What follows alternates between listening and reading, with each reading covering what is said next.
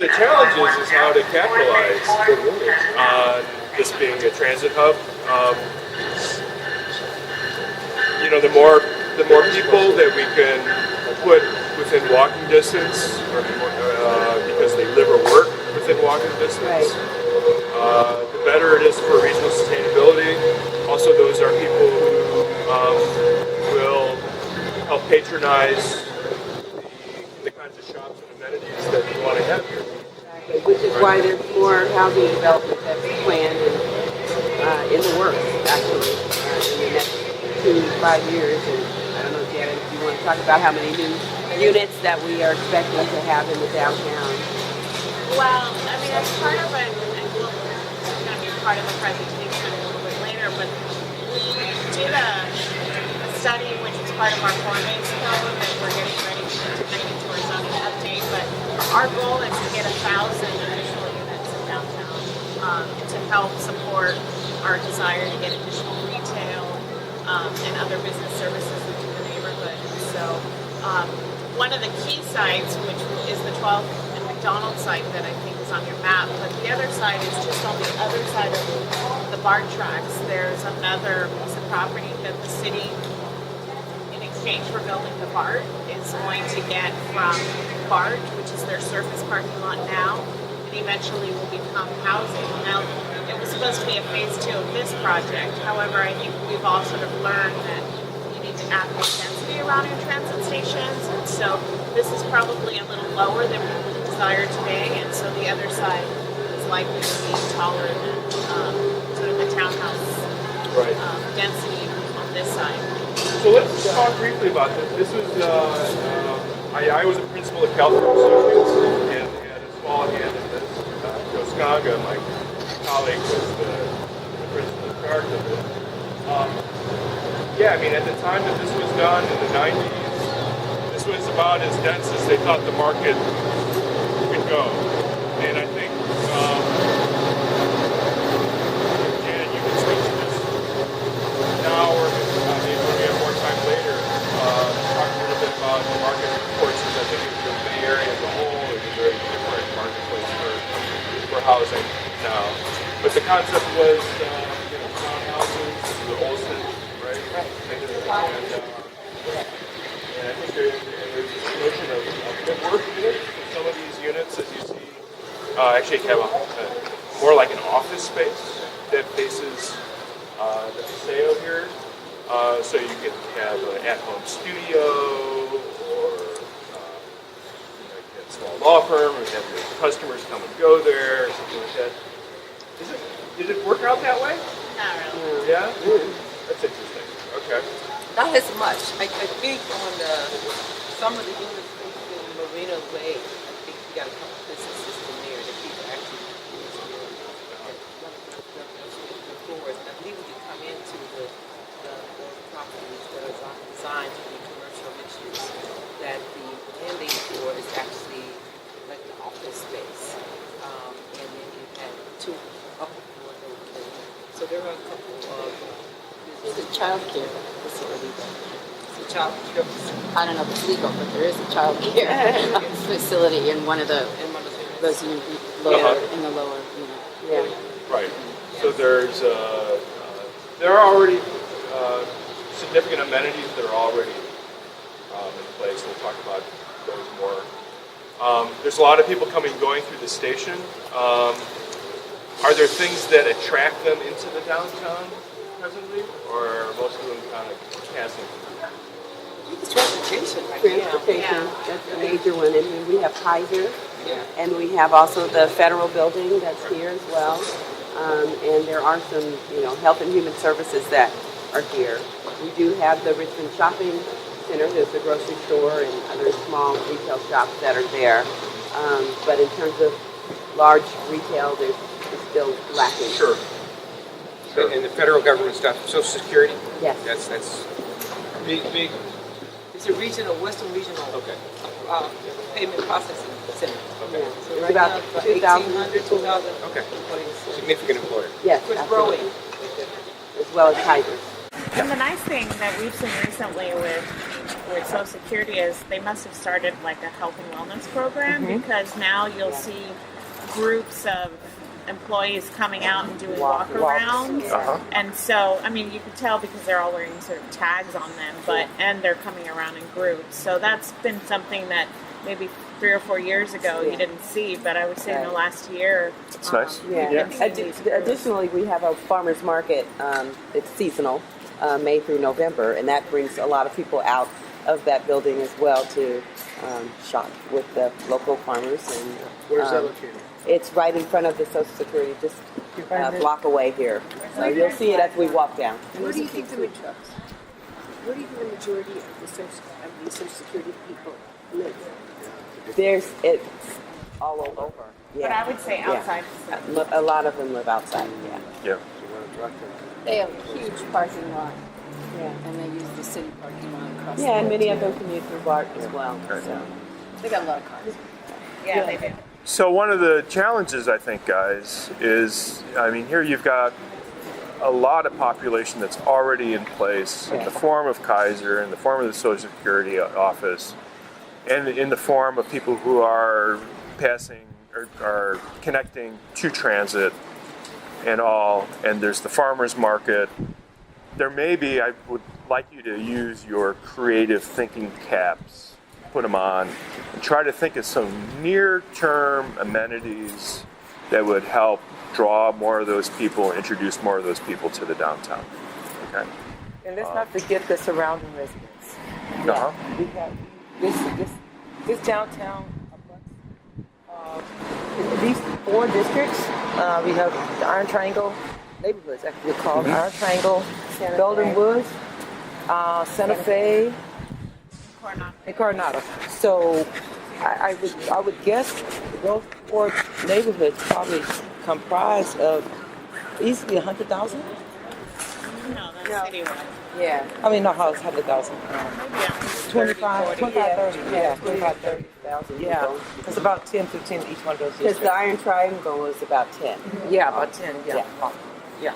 So those are daytime residents Yeah. that also, residents other than, that live here, and not the transient residents. I mean, we do like transient dollars, and we want to be able to provide those goods and services, but we also want to keep our local people who live here in the district shopping, eating, playing, and not have to leave and take their dollars out of the district. So that's one of the things that really, and we also, where most of our disposable income dollars are in terms of the higher end is out in Port Richmond, and that is like a 5-minute drive time from here. So we did do a study with the Buxton Retail Group about 5-6 years ago to determine what the trade potential is in this district, and we used 12th and McDonald as a bullseye point, and it was a 5-minute drive time from every direction, and it came back that was about 3.6 billion with a B dollars of trade potential that actually could be captured if we had the goods and services that those people are actually purchasing now. And that was actually actual credit card purchases. The study we got is actual, these are the dollars that people in this trade zone are spending somewhere else. Right. So we want to capture those. We want to figure out a way to do that, make this attractive. And there may be physical arrangements of those kinds of uses that will succeed in attracting people and creating a new destination. Absolutely. So, there again, urban design. So so we're learning some urban design objectives, right? So another urban design objective is there's demand for certain kinds of retail and all, but it will not just happen spontaneously. There's probably going to need to be a vision for how it can all come together before those particular individual retailers are going to want to commit. That's my Absolutely. hunch. To come here. Right? Yes. Yeah. Yes. So let's move on. We have a question Yep. here. Okay. I just wanted to ask, how do mom and pop businesses do right now? Like, are there restaurants that do really well, or are there? Well, because there are very few. Yeah. In the district, they do very well because there's just not a lot of competition. So we've got the Hacienda Grill, which is a sit-down restaurant. We don't have very many in the district at all, and they get all the business from Kaiser and all the employees and from the Social Security, and so I mean they do very well. It's just up yeah. No, Nevin and Nevin and Harvard. I'd say they're mostly busiest at lunch. Yes. They're mostly geared for lunch. And the Bart Mark Deli here does a fair trade of snacks and stuff because it's here. There we go. Right. I mean, when you're switching between Bart and Amtrak, you know, if you don't want to have to carry all your stuff to the, car on Amtrak, you just run in there. And it is the closest. And I've had many people ask me, isn't there anything else? Right. And the only thing is the Chinese restaurant at the Right. corner There's over a there. Chinese So. restaurant, but then there also are some fast food, small, restaurants that are within the shopping center, and then there's a Burger King and some other San Francisco pizza. San Francisco pizza and other Chinese restaurants. And when we get I want to hear that. Yeah. when we get a little closer to the East Bay Center for the Performing Arts, we can talk a little bit about what it would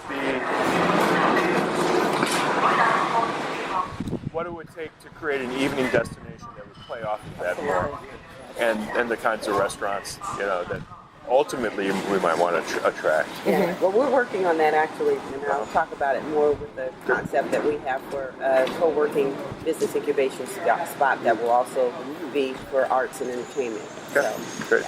Okay, one more question. Go ahead. And so, as you're trying to attract more of those small businesses, do you have a preference of like whether you would start with chains or already businesses that could provide a cheaper product, that sort of thing, or really straight not having a preference for that at all and really just sticking to trying to get small businesses? Does the city have kind of a take on that?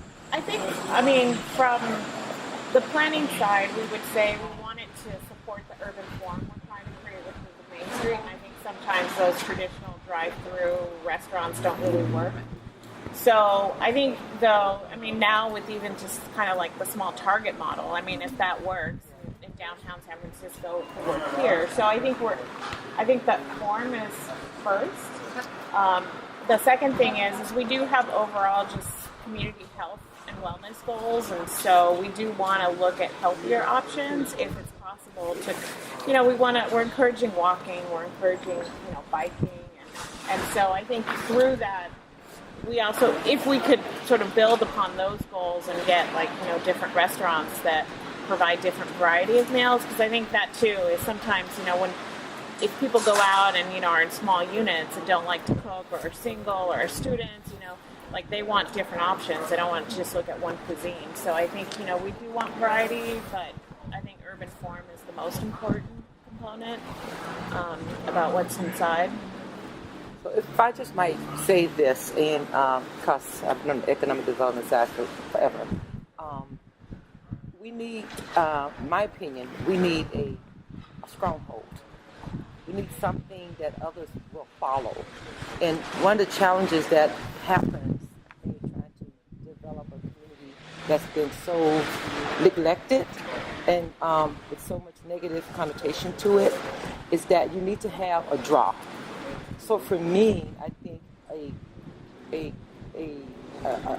chain that has healthy as food as you can get, something like a Panera Bread or something like that. If they come, the little mom and pa will survive. Because right now what we've seen is that the little mom and pa just do not have the ability to do the marketing and the outreach and draw. So that's one of the things. I love small mom and pa's, but I think that in this, what we have, I think we need something for them to build around. So I think we need an initial footprint of place where people want to go. That's the destination to bring those other people. Mm-hmm. And so that's kind of what I'm thinking. And something that's known as well, that people recognize the name, and they will come there for it. It's name recognition is gonna, I think, be really big for what we do.